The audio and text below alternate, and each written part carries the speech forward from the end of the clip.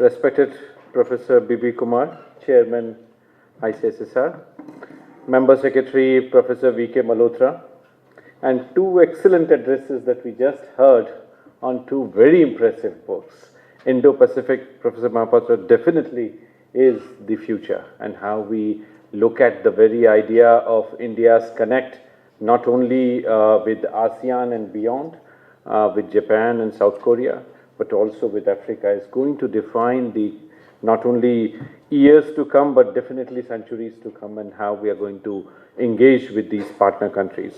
Kashmir, definitely, Professor Pandita, is one of the issues where we really have to unlearn a lot than what we need to learn. So both the addresses were extremely good. Friends, ladies and gentlemen, we had a very productive, very rich, very intense day, starting with the Vice President of India. We heard several things, several points have come up for discussion. And throughout the day, if you notice, the bottom line is about this new narrative that is coming in.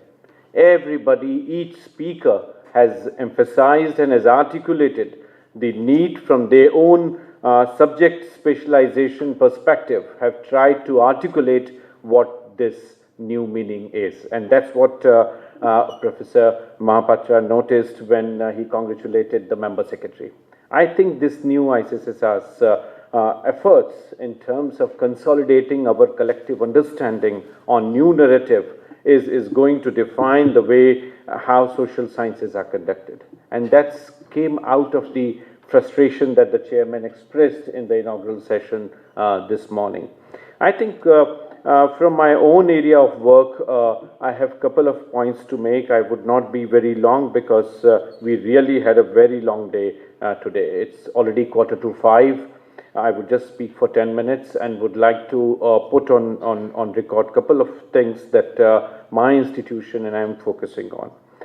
First and foremost is in terms of when I'm talking about the resetting the research priorities, what are the issues that are there on the table and how we look at some of them in terms of this new national narrative that we are talking about. At the outset, I would like to underline that with the adoption of the Agenda 2030, Global Development Community has committed itself to a fresh approach and a new framework for development. It has also given the research community in India to look for evolving a new narrative on development that is based on the premise of issuing a sort of approach, what we are calling as sustainable inclusive growth. And this is coming in from a transition that the world has seen from the Millennium Development Goals to Sustainable Development Goals.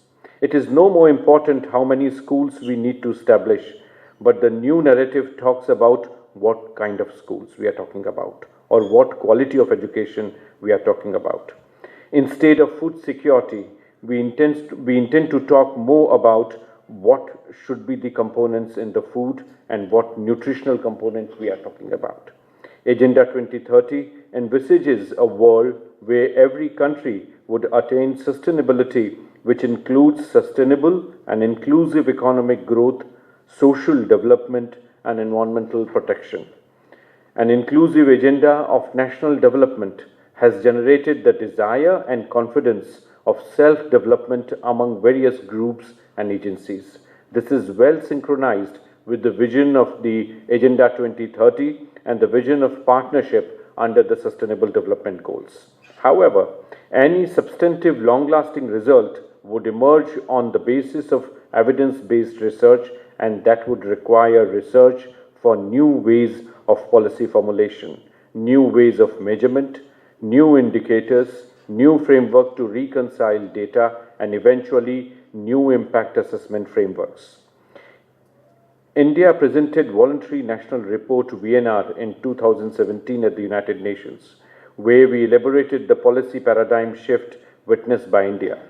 The report highlighted the many existing programs by the government that is in coherence with MDGs were an example of solidarity with the world's poorest and most vulnerable for a global partnership that ushered in an era of development cooperation, while the Agenda 2030 is transformative and advocate greening of economic growth as strategy. when the conventional approach was grow first, clean up later. The major paradigm shift has been conceptualized from established approaches to new approaches. The major shift has been in terms of entitlement to entrepreneurship-based approach, which focuses on self-employment, in addition to emphasize on cooperative federalism and responsible fiscal management with greater stability in the macroeconomy and sustainable use of resources. Further, the shift from quality to quantity is most crucial for India as we observed the very idea of implementation of Goal 4 that needs special emphasis on quality, access, equity, and inclusion at all levels of formal education. In the era of MDGs, the development strategy was focused only on 8 set of goals, while SDG has 17 goals and 169 targets, which are interconnected with each other. This is precisely the Indian philosophy and approach on development, where we prefer not only cross-domain connect, but we also prefer what is called as cross-border development. So what is happening in neighborhood is equally important. And that's what the Global Compact for Economic Development is. India's unique administrative structure derives its strength from cooperative federalism. And this is the new idea that we have experimented with in last 5 years. Juxtaposing it with the paradigm of SDGs calls for rising above the narrow grove of cynical and pessimistic political ideological commitments and contestations that require to be addressed through national socio-economic issues with a common development agenda. The debate will and must go on whether the targets have been achieved or not. The flaws must be identified and highlighted, but with constructive suggestions on how to keep moving forward. An ambitious and extremely positive idea of generating innovative frameworks and suggestions is going to be the way forward. Professor Mahapatra very rightly mentioned that the contestations are bringing in not just geopolitics, but also geoeconomics. And nowhere other than in Indo-Pacific, we are seeing most of it. Hence, the national agenda for governance needs to be guided by philosophy of sustainable inclusive growth as enshrined in the Global Development Agenda 2030. This would certainly include modalities like financial inclusion and focus on quality. The Vice President this morning reminded us of several of the schemes that the government has launched, including the Jan Dhan. For this paradigm shift, there is need to have new narrative on development rather than being sucked in the grips of this ism or that ism. Therefore, the Indian social science research community has the enormous responsibility to channel the development debate towards this new paradigm shift for evolving policy coherence.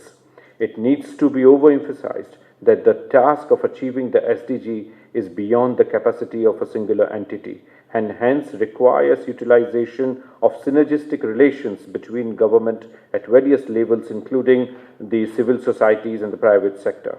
Here again, new approaches have emerged. We are seeing social enterprises along with the CSOs. Social enterprises are entities which are delivering what is desired from civil society, but with profit. And that profit is in terms of the entitlement-based approach to more promoting the entrepreneurial growth that is required with civil society. We are also seeing the role of the private sector expanding in terms of not just the corporate social responsibility, but also bringing in the societal connect of the corporate. And this new reversal is important in terms of how we make the society more inclusive and encourage the private sector to deliver on the sustainable development goals. The SDGs were not at all viewed as externally thrust global agenda. There is an increasing willingness to have policy templates which are inspired by an integrated ecosystem approach for addressing the development gaps that we are seeing. It is also important for us to remind ourselves in terms of what institutional approaches we require within social sciences when we have to deliver on this magnificent agenda. It also needs to be mentioned here that the United Nations Statistical Commission is going through several changes, and these changes require new indicators, as I mentioned earlier, on various parameters which we have evolved through these 17 goals and 169 targets. There are different tiers of indicators that they have identified. The tier 1 indicators are those indicators for which both methodology and data are available. There are around 101 indicators in this category. The tier 2 indicators are those for which methodology is well established but data is not available. The idea of having the aspirational districts is bringing in the indicators from tier 1 which the Niti Aayog has identified. We need to see how we can move forward on tier 3, where we have around 41 indicators, but there are several targets which require more indicators, and more statistical work is to be done to identify these indicators so that the state governments and various national agencies can coordinate their action, expenditure, and the scope of the work that they are expected to achieve. Thus, in the larger context, as mentioned here, the social science research in India would have to absorb the nuances of these new requirements for implementing an overtly ambitious global agenda.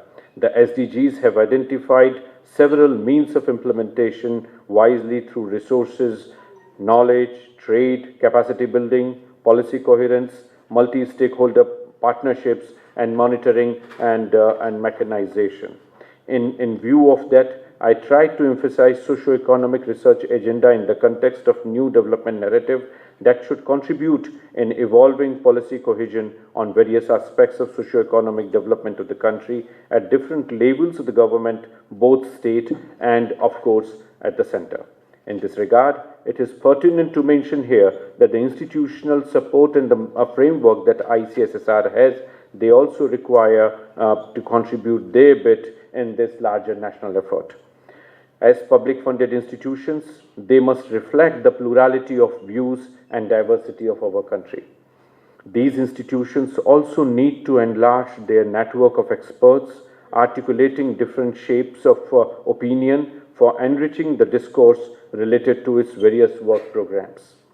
Many of these institutions have different internal research centers or units for that matter. It would be pertinent to see how complementarity among these centers are encouraged and interdisciplinary approaches emerge out of this national new narrative which is getting set with the Agenda 2030.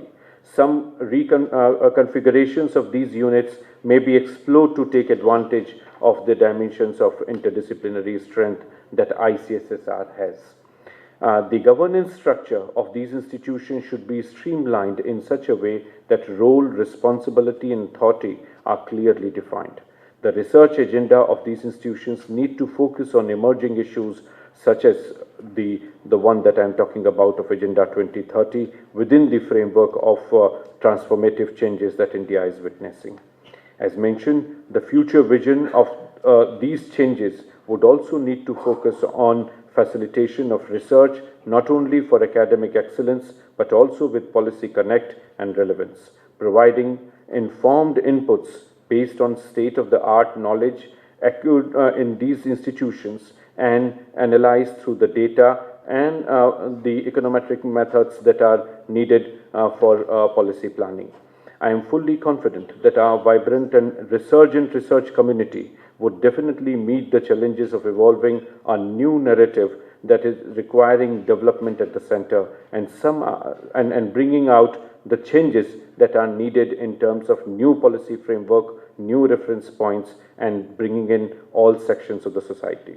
I once again thank you for inviting me to deliver this address. I look forward to the brightest future for not only India but also world as a whole, as India is one of the leaders in this region when we say we believe in one world. Thank you.